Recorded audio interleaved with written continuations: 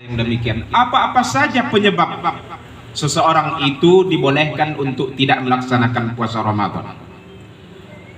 Tentunya mungkin sedikit banyaknya hal ini sudah pernah disampaikan oleh para tuan guru kita, dan yang umum kita ketahui penyebabnya salah satunya adalah musafir. Tetapi musafir di sini musafir yang ditentukan jaraknya. Sebagaimana jarak kebolehan untuk mengqashar dan menjamak salat, begitulah jarak musafir yang dibenarkan seseorang itu untuk meninggalkan puasa Ramadannya. Itu pun menurut pendapat para ulama mazhab, kalau dia memang dalam musafir itu berat melangsungkan perjalanan tersebut.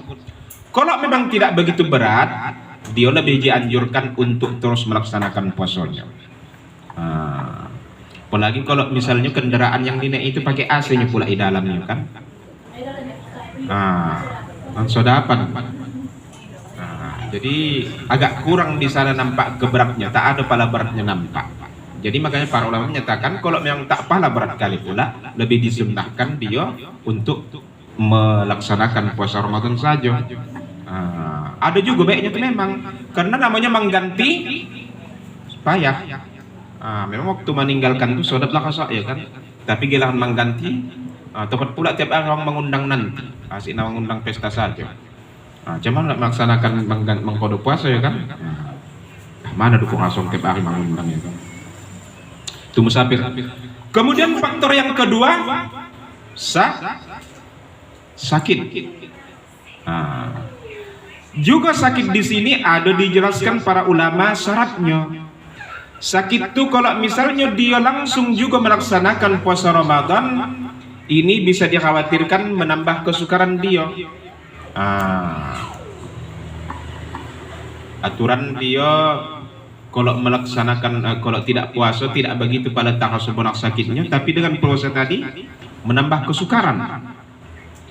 Atau dikhawatirkan kalau dia puasa penyakit bertambah. Atau tidak, kalau dia puasa mungkin bertambah lambat sembuhnya. Jadi kalau merasa seperti ini, maka bolehlah pula. Atau dia khawatir kalau puasa aku nanti mati. Atau nanti kalau puasa dia bisa-bisa indranya kurang jelas. Mungkin dia kalau puasa nanti dia udah sakit, memang puasa dia misalnya makin tak jelas orang nampaknya, berkunang-kunang. Mengapa kapal kau ke bawah? Padahal pandangan dia nya. Itu saking gawatnya tadi sakitnya puasa kan. Jadi kalau begitunya pula keadaannya, maka dia ini dibolehkan untuk meninggalkan puasa Ramadan tersebut. Sakit apa dan tak boleh, Bu? Sakit juga dia, tapi tidak dianjurkan, bahkan tak boleh untuk meninggalkan puasa. Sakit hati. Jadi pula kau nampak ya kan, ditengok dia tak puasa, mau kau tak puasa ini, kamu puasa. Aku sakit apa kau? Sakit hati. Kok itu pula tidak. Ataupun teriris sikit ujung jarinya, luka sikit, lebih parah lagi kita nyamuk misalnya. Udah tak puasa. Kenapa kau? Sakit aku. Sakit kau ini teriris sikit kok nambah gini pula yang sakitnya, tidaklah pula. Bahkan dalam kitab fikih itu disebutkan terkilir misalnya tangan, entah jari-jari ini terkilir saja pun ini tak sakit borat namanya. Jangan kagak kayak gini tinggal puasa. Jadi sungkatan sakit tadi yang menyebabkan dia tuh sukar atau bertambah bisa penyakitnya atau lambat sembuh, maka yang seperti ini yang dibolehkan untuk tidak melaksanakan puasa. Kemudian ada sedikit persoalan ya, Bu. Kalau misalnya orang yang tadi sakit itu di waktu subuh dia berniat,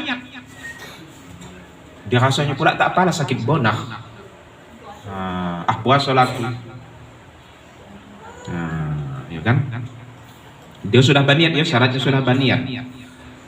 Kemudian begitu udah mulai jam 10 hilang sakitnya, Macam mana Bu? Apakah dia berbuka atau lebih baik dia puasa? Nah, jadi ukuran tadi niat. Kalau dia udah sempat berniat, tiba-tiba di jam siang itu hilang sakit dia, maka dia wajib puasa. Karena tadi udah berniat. Tetapi kalau dia belum berniat pula, ya kan? Tiba-tiba di siang tuh hilang sakitnya, maka tak apa-apa dia kalau tidak puasa. Karena tadi belum berniat. Jadi ibu-ibu nanti kan kalau entah ada sakit sedikit, usah pasang niat dulu.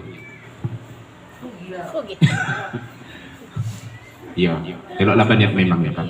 Aku biawak betulnya itu ya. Iya. Ada pula aku nih pula mengajarkan tak elok ya kan. Nah, jadi elok berniat memang awak. Mudah-mudahan ya kan hilang di siang hilang gitu. Itulah dia.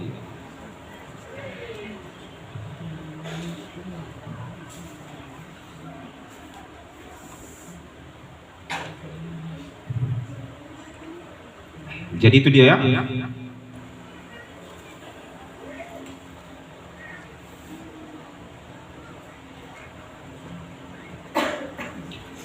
Kemudian yang ketiga dan keempat, ini keadaan yang lagi mengandung dan menyusui. Jadi orang yang seperti ini pun, jika dia khawatir nanti akan dirinya, kalau dipaksakannya juga puasa, atau dia khawatir yang dikandungnya, atau dia khawatir dirinya, atau dia khawatir yang disusuinya, anak yang disusui, maka yang seperti ini boleh untuk tidak melaksanakan puasa Ramadan. Tapi dengan syarat, dari mulai yang 1.1, 2, 3 sampai 4 ini tadi dikodo lah ya kan. Jangan pula nanti sudah basunat anak belum juga dikodo puasa. Ya, dikodo. Namun di sini yang perlu kita lihat penjelasan para ulama, terutama dari mazhab Syafi'i dan mazhab Hambali. Kalau dia tidak berpuasa tadi karena dia khawatir dengan dirinya sendiri, ya, yang mengandung sama yang menyusui, ya, khawatir dia dengan dirinya membawa mudarat, maka dia hanya kewajiban mengqada saja. Tetapi kalau dia khawatir di luar dirinya, khawatir dengan anak yang dikandung atau khawatir dengan anak yang disusui, maka dalam mazhab Syafi'i dan Hambali dinyatakan dia wajib mengqada tambah fidyah. Begitu ketentuannya. Amak nembokat itu ya, udah qada lagi tambah fidyah pula lagi, ya kan? Kalau yang sakit tadi dia hanya wajib mengqada saja. Tetapi ingat ya, kalau sudah sembuh jangan dipalamo-lamo. Jangan diuluh-uluh waktu. Takut awak badapat bulan Ramadan. Tak sempat mengqada lagi. Mak kalau sudah sempat tak sempat mengqada lagi, dua juga. Qada tambah kifarat. Iya, jangan dipalengah-lengah. Takut puasanya tinggal 15 hari. Udah seminggu lagi bulan Sa'ban habis, baru tak ingat dia, nak mengqada puasaku, bang. Macam mana? Tak kocak lagi dia kan. Jadi Rasul menyatakan begini kan, innallaha azza wa jalla wada'a 'alal musafir as-shaum. Sesungguhnya Allah menggugurkan kewajiban terhadap orang musafir itu salah, dan Allah gugurkan sebagian salat terhadap orang musafir. Makanya ada jamak qasar, kan sebagian digugurkan Allah, tak semuanya. Wa 'anil hufla wal murdi'ah, dan terhadap orang yang mengandung dan orang yang menyusui, kata Rasul, as-shaum, Allah gugurkan kewajiban puasanya. Jadi hadisnya ada tentang orang yang mengandung dan yang menyusui tadi. Kemudian lanjut yang kelima, yaitu orang yang sudah usia lanjut, tua renta. Jadi kalau orang yang tua renta ini lagi, ijma' para ulama, dia tidak wajib lagi mengqada, hanya wajib membayar fidyah sajalah. Jadi kalau ada ibu tengok nanti kan dia tak donya, membayar fidyah saja. Walaupun umurnya 40 tahun, udah itu kita hukumlah dia itu lanjut. Nah, lanjut usia itu sudah agaknya dia ya kan. Nah, membayar fidyah saja dia. Nah, kan. Ama aja aku puasa tak laku aja ini. Membayar fidyah saja laku. Padahal umur 40 tahun masih. Berarti udah lanjut usia itu agaknya. Cepat lanjut usia dia agak. Nah, jadi orang yang lanjut usia itu ini biasanya yang sudah berjalan pun kesusahan ya kan, payah. Hendak bangkit saja payah kita tengok. Nah, jadi kok nambah begini pula keadaannya, dia tidak wajib lagi mengqada puasa, hanya wajib bayar fidyah saja. Kemudian ini haus dan rasa lapar yang luar biasa. Kebetulan dia rupanya ini mencontohkan aja pula. Jangan pula ada yang apa ya, dia tukang ngangsuhan misalnya. Jadi pas setengah udah 15 puasa banyak permintaan. Pogi lah balanjo ke kisaran. Nah. Kalau dari segi musafir, kisaran belum bisa. Tapi asyik dan boli sana, boli sini, borong sana, borong sini. Gila kan tidak pulang, oyong. Rupanya sudah, kotor-kotor dia kan haus lagi. Nah, kalau sudah begini pula keadaan, iya, daripada iyo kan, daripada nanti dia pun tak fokus. Bahaya nanti kalau puasa juga dia, yang pesanan kawan baju dikasihnya piring nanti jadinya. Jadi kalau sudah begini pula keadaan, maka eloklah dia, bolehlah dia untuk meninggalkan puasanya tadi. Tapi ingat tadi udah bersangatan bos tuh pula ya kan, udah tak tanggung lagi haus lapar hausnya. Tidaklah, kalau udah tadi dia lah pula nama hausnya dulu ya kan. Jangan pula haus sedikit. Udah berbuka gua, kenapa haus keras? Padahal haus sedikitnya. Itu dia, itu jangan baju. Kok orang begitu pula, pertanggungjawaban dia lah sama Allah itu jangan. Awal nama hausnya ya kan. Udah bersangatan haus. Kemudian apa lagi? Dipaksa dia untuk tak puasa. Misalnya dia kerja dengan napo ke upah gaji, datang ke atasan, kau kalau sempat kau puasa hari ini tak buka si gaji kau. Rupanya si mandornya dia tak puasa juga supaya jangan malu dia sendiri, dipaksanya lah begitu kan. Kalau sempat kau puasa hari ini tak buka si gaji kau.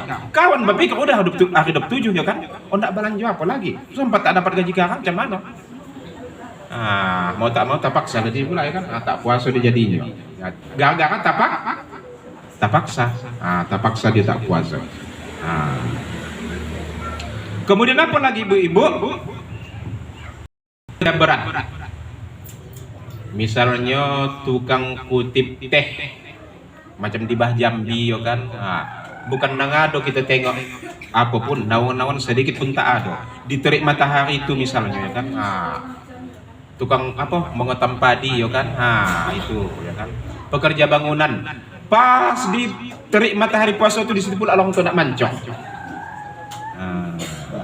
Atau lagi menjaring di laut. Tengah terik matahari di situ pula menarik pukat. Di situ cuma dicontohkannya, tak ada pula yang masalah menarik pukat pula. Jadi para ulama dulu ada baca kayak gitu ya. Contoh ibaratnya tukang roti, dia kerjanya membakar roti atau pang. Jadi zaman mereka itu yang berat, apanya maka itu yang dicontohkan. Jadi yang seperti ini ada rukhsah. Jadi tak laba dosa dia, dibolehkan dia untuk meninggalkan puasa. Cuma kadang ya kan, bu, mu awak menengoknya, memangkasnya kerjanya.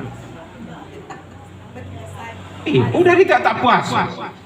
Padahal itu bang pangkas, kipas angin di atasnya. Tak puasa. Macam mana begitu pula ya kan? Pekerja berat. Kemudian apa lagi keadaan yang memaksa? Keadaan yang memaksa ini begini. Dia misalnya seorang hakim.